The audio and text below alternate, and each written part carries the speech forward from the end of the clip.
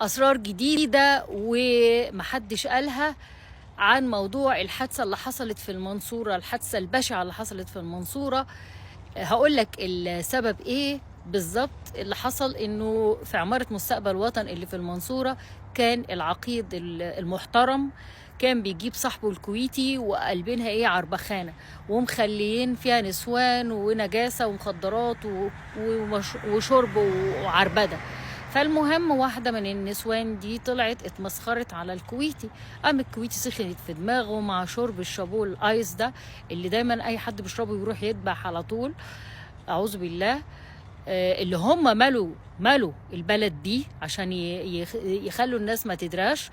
فمع دي سخنت في دماغه ومصر اتمسخر عليه في المسألة دي، قام رايح طعنه 17 طعنة وقطع الجزء اللي من جسمه. فبقى العقيد رماه في الاسانسير، والناس في العماره شافوا الموضوع ومسكوه كده. فالتحقيقات لقوا انه هو شارب مخدرات جامده جدا مع حاجات تانية.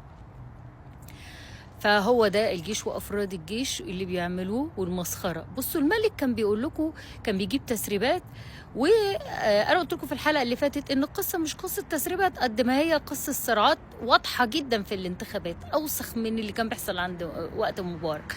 فالتسريبات دي كانت علشان مفاوضات وبيساوموا بعض بقى بالقصه اللي هم مين ياخد ايه، صراعات على السلطة وعلى كراسي البرلمان، وناس بتدفع ملايين علشان يعني ابتداء من 20 مليون ل 70 مليون، وصراعات ما بين الأجهزة. والتسريبات دي كانت برضو الصراعات بين الأجهزة. فلما الملك سكت ربك بقى يد الإلهية بتشتغل. ما هو انت يعني مش هتعيش تعربد طول عمرك ها وبعدين تموت بقى كده يعني، لا انت ما تبتش، فانت هتموت على وضعك، مش هتموت مستور.